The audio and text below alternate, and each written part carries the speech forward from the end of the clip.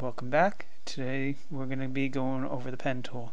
I think what we're going to do is I'm going to use one of those icons that Illustrator has for their pen tool to demonstrate how to use their pen tool. So first step, I think what I'll be doing is, and this is just going to be a fairly quick tutorial and then basically an introduction to using the pen tools and the components that are connected with it. I may even get into the curve tool a little bit, but don't expect a drawn out, highly detailed. There's a lot to this tool. I'm going to go over it as best as I can, as quickly as I can, to get you guys a clear understanding on how to use the tool.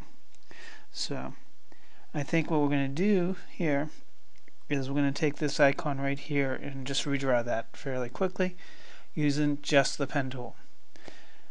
First step, I think we're going to set a color. I usually try to contrast my colors so they're easily to see while I am creating, and then adjust the colors later. Alright, so here we go.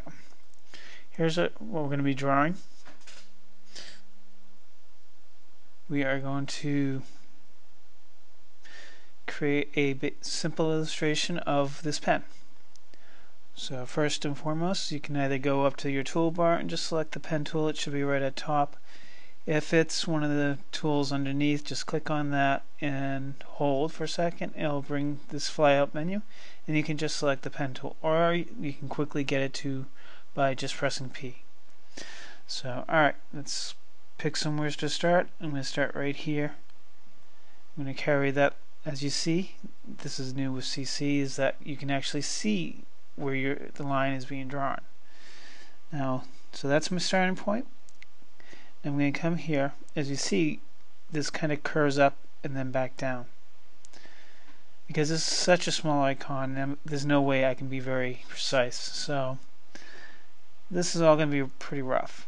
So at this point, I'd probably go right about here, roughly in between these two pixels. Click, hold, and now to make our curve, we just pull. As you see two Bezier handles, and that's allowing me to produce a curve. Now if I hold the command key down, the option key down, I'm able to break those up a little bit. If I hold the shift key down, that constrains it in a 45, 90, and a negative 45 in horizontal line. So, but in this case, I just want to drag it out to generate a nice little curve. Now, when you're creating these things, the thing you don't want to do is start producing a ton of little points. More points you have, the more complex the object is, no matter how simple the object may be. And with that, it consumes up more resources off the computer. And yeah, it takes a lot. Believe me, it does. I've done it to bog down a computer nowadays, but still, it's a general good rule to try to keep the number of points down to a minimum. So that's something you want to be careful about when you're creating these objects. So I think my next point should be in this area right here. I'm going to click, hold, and pull again. And as you see, as I try to maintain a parallel angle of the two Bezier curve handles, we're getting that beautiful curve that follows up, curves right back down and in. Now what I want to do is create a little ball, but I'm not going to use any other tool here. So the trick here is I'm going to click at this point, just click on the point itself. You'll see the icons change a little bit, and boom. Now what you've done is you've cleared away that half that curve handle. Now I'm going to carry this up over a little bit, and since knowing what a pen looks like and what that particular type of pen, I'm going to create this ball here. So roughly about here, I'm going to click, and then pull out again. Now that's not in the exact location I want it, so I can press the command key and I should be able to pull that. Well, sometimes it's just gonna have you, in this case you're gonna have to fix it afterwards. When you hit the command key, it's either gonna be this tool or this tool, whichever one you use last. Unfortunately, I used the selection tool last and not the direct select tool, so that's alright. When you hit the option key, that brings you down to this funky triangle thing, and that's giving you the ability to bend your curves and of that nature. So I'd say I'd click right about here to generate that curve. Go slow, keep it very tight, and then I'd go to my next one, which would be roughly right about here, and then I'm going to carry that out again, keeping it fairly tight. Now, if I were to do this really correctly, I wouldn't bother trying to do it this way. I would use just the Ellipse Tool. So I'd come in about here. Again, you're going to have that same, and just click, and then you're going to have this same situation where you want to create a curve. But in this case, what I want to do is go back here, and then I'm going to click again. You'll see my icon change slightly when I hover over it, and then once you click on the point, pull, and you'll get your busily handle, but a broken one, so you only have half the handle. Now to carry that out, and then you can create your curve, pull, click roughly about there, pull again, and then same thing about here, click and pull again, click and pull. Now coming back down, you want to click, pull, and then we're going to again come back to that point and click again, breaking that busy handle. Now what we're going to do is carry this line right back out, and then we're going to pull, click and pull, and release. Again, click, pull, and then release. Click, pull, release. Click and pull. Then we come back to that point. Click. And then we're going to click again and pull. Alright, well, that happens sometimes, but the way to resolve that is release, press the option key, and pull. Now I've got that Bezier handle curve bent, allowing me to generate that curve that is going to be similar to this. So roughly about in the same area, roughly about in this area, I'm going to click here and pull again to generate that curve, and I'm going to carry this back down, click, and I'm going to close off the object by clicking on that in itself. So that's actually a lot what you can do with the pen tool. Now what I'm going to do is when I come back here, ignore what I just did. I mean, it's pretty poor. I would have spent a lot more time if I wasn't kind of rushing through, and I would have used a few other tools like mirroring the object and a variety of other things. Now what we're going to do is I'm going to take my pen tool again, I'm going to hit P, and I'm just going to make a bunch of extra points to demonstrate a few things. So alright, so say I have this lovely object right here. Now say I needed to add a few points, I can hit the plus key, and you'll see the icon, the pen icon with a little plus symbol, and then you hover along the curve, the selected curve or path or line or whatever you would like to call it. Click, and it'll add a point. As you can see, let me change the color. This is really hard to see. There we go. Now you can see all my points. I got one right here, and so on and so on. So, alright. Now say I needed to remove these 2 points because I unintentionally put a couple extra ones in, or I used them to produce the object and they're not needed anymore. So go ahead and hit the negative key, the dash, or you can go up to the pen tool and select it down here. Another option you have is, while you're in this area, you can actually pull away this submenu by clicking right here, and that'll keep those tools available for you. So now now that I got my remove points tool selected, or delete anchor point selected, I can just go ahead, hover roughly close to it, click, and again to remove. Alright, now we've got this fun little tool here, the anchor point tool. What this allows you to do is take these straight points and turn them into a curve. So alright, I'm going to take this point here that's creating this angle. I click on it and drag out. As you can see the line, it's creating that beautiful curve.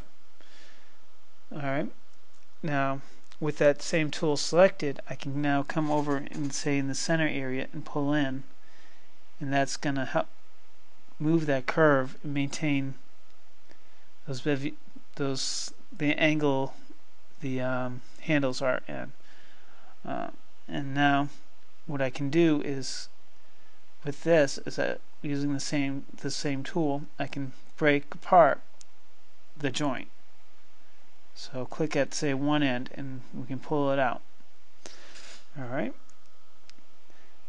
And now as you see, I've got the anchors split, allowing me to make points, a pointed corner.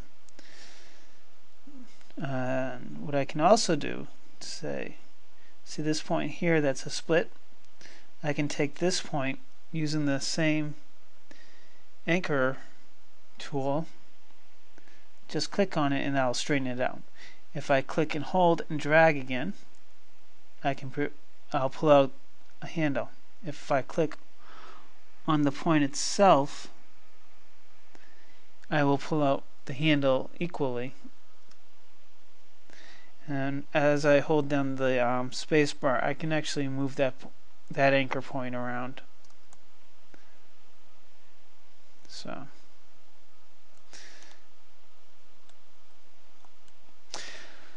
now there's another neat tool I want to go over with. In that tool here, it's a fairly new tool. It doesn't have the legacy as the regular pen tool does, but it is a fantastic little feature that they have added. It's called the Curvature Tool.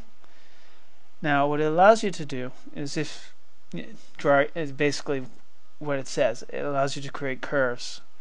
It requires a minimum of 3 points to generate a curve. So we start one, and we click again, and that's our second point. Now as we generate our third point, you can see the guide showing you the arc of that point. And then you can continue on as you go further along. Say I wanted to continue this curve, but I wanted to start bringing in another angle. And you'll see how the influences of that location will influence the whole line. Now, to get out of that, say I don't want to have to connect them. And this goes for the same for the regular pen tool, is you can just hit the escape key and that'll bring you back to your standard selection tool. Now I'm going to quickly draw a box here. Now this tool, the Curvature Tool, doesn't only work just by creating curves alone. You can actually say take this cube here and we can actually produce a curve out of that. So say click somewhere roughly in the center, and you can just start pulling, and as you see, I've just created a curve out of that one edge.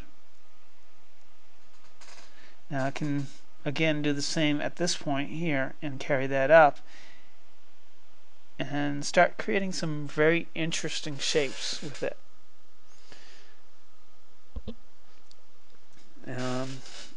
Yeah, that's pretty much the basics of your pen tool. That will allow you to create just about anything that your heart desires, or whatever is in your imagination. You can produce it using just the pen tool alone. But that can get time. Keep that in mind that it can get time-consuming, and it's a very challenging tool at first to get used to.